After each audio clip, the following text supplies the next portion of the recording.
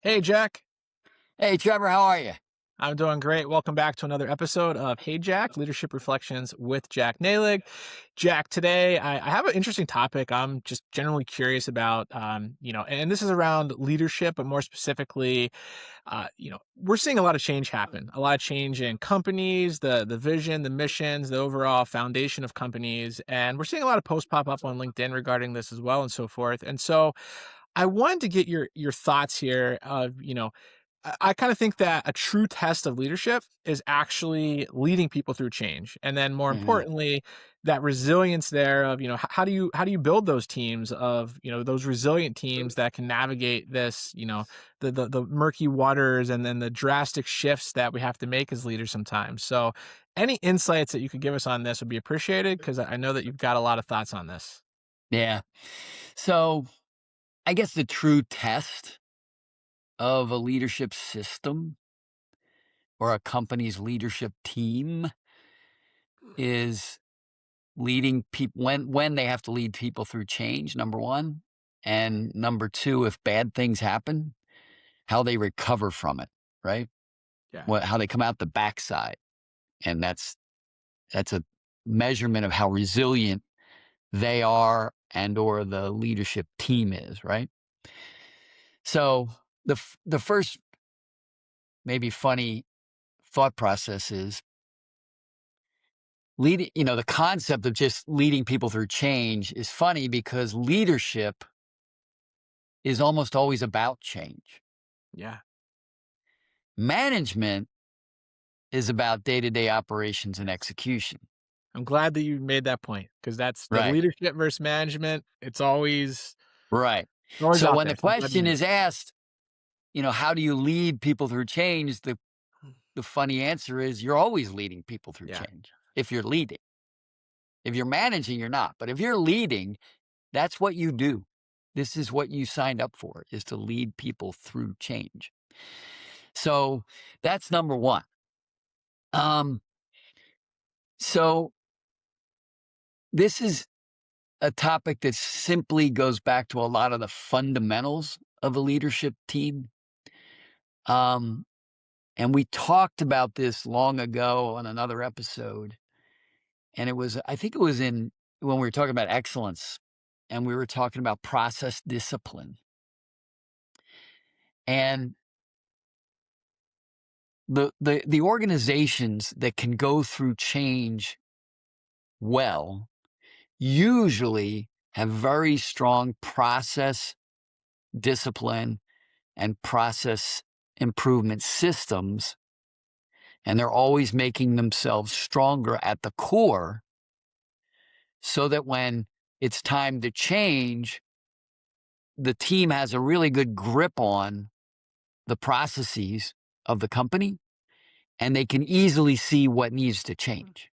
Yeah.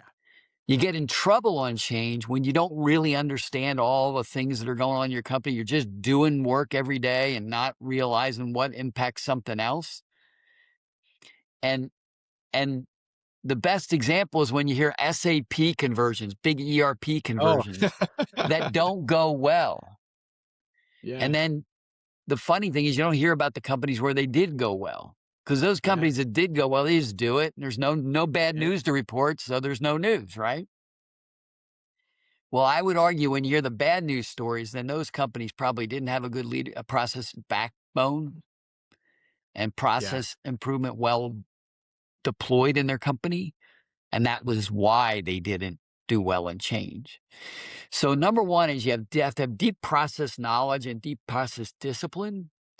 And I would point out two phrases to let people check their own companies on. Can you name all the process owners of the various high level processes? And then who are the power users in those processes?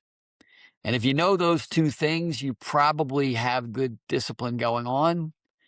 And those are people in the process that are going to lead you through the change.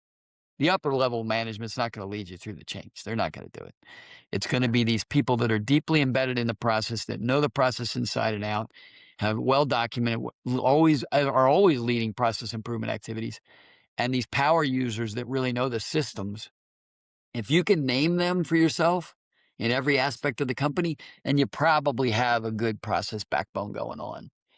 Um, and it's not, don't assume that if you're ISO registered, you have a great process system. You only have the minimum level of process discipline if you're an ISO registered company.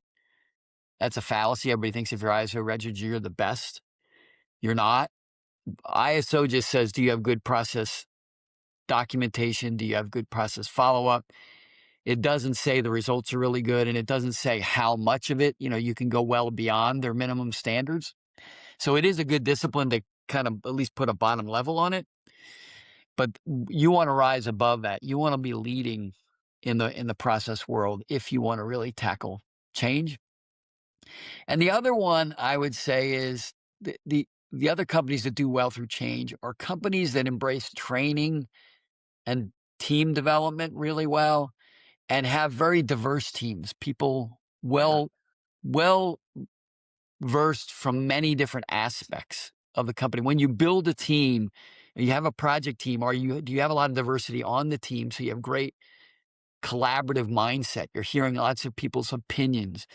So when you run team structures, are they well trained and are they diverse? And if you have well trained, diverse teams, then working in this well documented and really vibrant process system, those are really the two pieces that make a team able to go through change and become a resilient team in the end.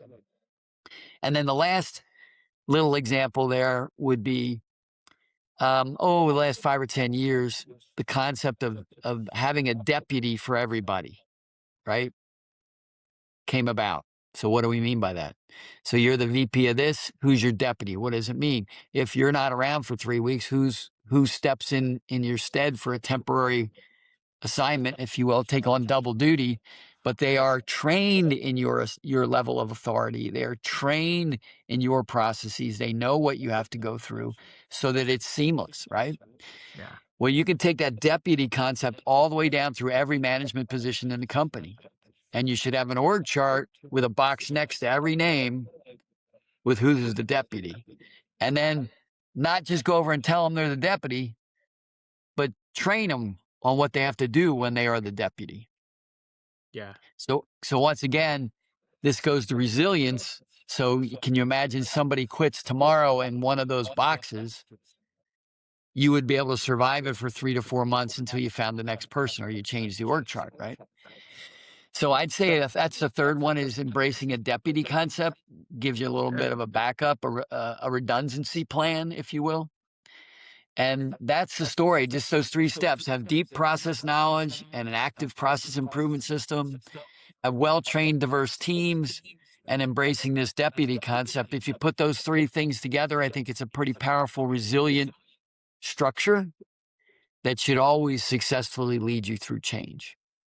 Yeah, and I love that concept there of the deputy. Haven't heard it phrased like that, so I'm gonna borrow that moving forward.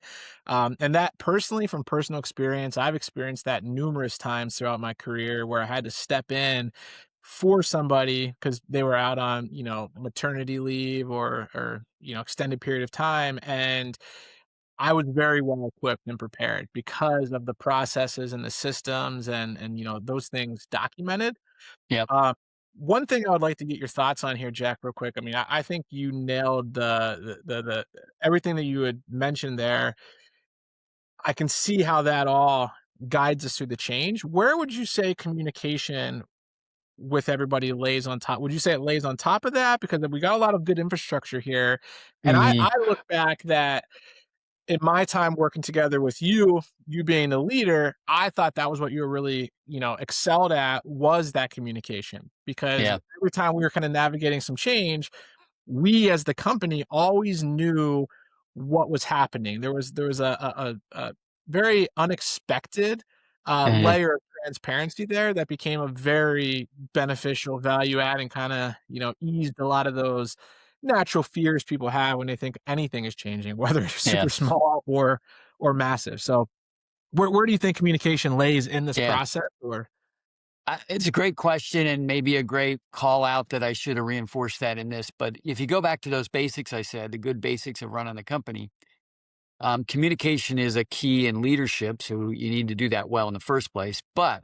to your point on leading people through change, when I said you have to have good process owners, good process knowledge, I also want to remind everybody that when you do a major change program, right? So now we're doing something. We've picked the Yeah. change thing we're going to do. Then you need to adopt process management discipline, build process management structure, Perfect.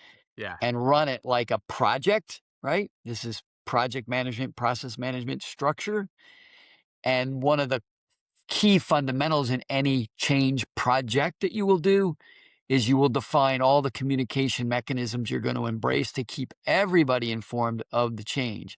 And when I witnessed this, I wasn't always calling out what we needed to do to change. My leaders wanted to do change and they did these things. I was always impressed at how much communication would come out about the change Yeah. and how redundant it was at times. But it goes to that old rule that sometimes it takes people 7 or 8 times to read something before they get it, right? Where I think the old communication rule is when you are the communicator and you are sick and tired of communicating a message, that's when you know they're finally getting it. When you're Yes. sick and tired of saying it. Saying it. So so that's the importance of communication in my mind. You've got to do it and do it and do it. And then finally people will get it. And when you're doing change, communication rises to the top as one of the most important things to do as a leadership team to support the change agenda. Yeah, and I'm glad that you clarified that there, because I think a lot of companies do one or the other Yeah. correctly, and a lot of leaders, and it's you described it perfect. You can Yeah. have all the communication that you want, but if you don't have those layers that you mentioned, the systems, the processes, the deputies, all those things, it's things could fall apart. So, I Yeah. I think you have did a great job there. one little story just jumped into my mind on this too. And it's a little bit to the Yeah, let's hear deputy it. concept. It's a little bit to the deputy concept and a little bit to do with if you have really good processes and systems, you should be able to get through these things. Very early on in my career, my first or second management job, I can't remember which one. It was at one part of Honeywell when I was learning so much in Honeywell about leadership. We were in this little division and we had a little leadership team and there were, VPs and mostly managers. We had a director layer. But anyway, one day I went to talk to my boss who was a VP of marketing and I walked into the little executive corner of the building and up to his up to his door. And on his door there was a note and it said, "Dear all, the executive leadership team is on an offsite today. Make your own damn decisions." And then it said, "P.S. If we find this works, we will make it policy." So, of course, we all laughed and we enjoyed it. But I've reflected on that throughout my career. And that shines the light on the fact that do you have resilient systems that could afford the executive leadership being gone, not just one day, but multiple days. Yeah. And it goes back to that leadership quote that I think I might have shared during role model, you know, and it's the ultimate leadership quote to me, which is when the work is done, they'll say they did it without you. Mm, And that's the measurement of the most resilient team, right? yeah. If they can really do it without the leaders being around, then they're clearly running the day to day with great process discipline and great teams, feeling empowered and getting the job done. And then the leaders are really only there for the key change agenda. What are the things we're going to change? What is our future? Dealing with things that don't go wrong and how to redirect, right? They're just Yeah. guiding the ship. But the whole rest of us, if you will, should be able to operate without them. That's for sure. Yeah. And I love it. It's like we don't wanna be the bottleneck. We wanna be the Yep. ones, and I think it goes back. I'll probably get this quote wrong, but the concept always sticks. I heard, watching Shark Tank one time, Mark Cuban said, with a company, he said, "I want to be wanted in a company, but not needed." Yeah. And kind of the same principle there where, Very well said. so, but yeah, that's a great topic for the day. I personally took a lot away from this, so I appreciate you sharing that. Any final words, or want to give us the quick 20-second recap of those points real quick again? Yeah. No, well, this is a pretty easy one, right? So it's first of all, leadership. Every people need to realize and embrace the fact that leadership is always about change. And you can get stuck in a rut thinking you're a leader and then look back over the last 3 or 4 months and say, what have I changed in my team or in the company? What have I helped to change? And if a leader looks in the mirror and says really nothing for a bunch of months, well, then they're not being a leader. They're being more of just a manager. Now, managers are great, they're awesome, and managers can be leaders too, right? But if you only turn the crank and go home forever, you're not leading change, and that's leadership. So leadership is leading change. Second thing is about the resiliency and the process knowledge and process owners, process users. Third thing would be about making sure you have deputies. Is there a formal backup for every leadership position in your company? Um, and then, oh yeah, back on the teams themselves, they should be highly diverse and well trained as a team, and that's led by the HR team. And so that's about it. Those are the three main pieces. Um, and I really think the other last bit of advice would be when facing change, leaders should rise up and not be afraid of it. This is what they're built for. This is what their mission is, and they should learn to enjoy it, and they will, as long as they look at it right. Perfect. And hopefully this podcast helps inspire them to have the confidence and the That knowledge. So that's so. thank you so much for everything, Jack. And thank you everybody for tuning in and listening. And we'll be back with the next episode. Thanks, Jack. Take care, everybody. Go lead.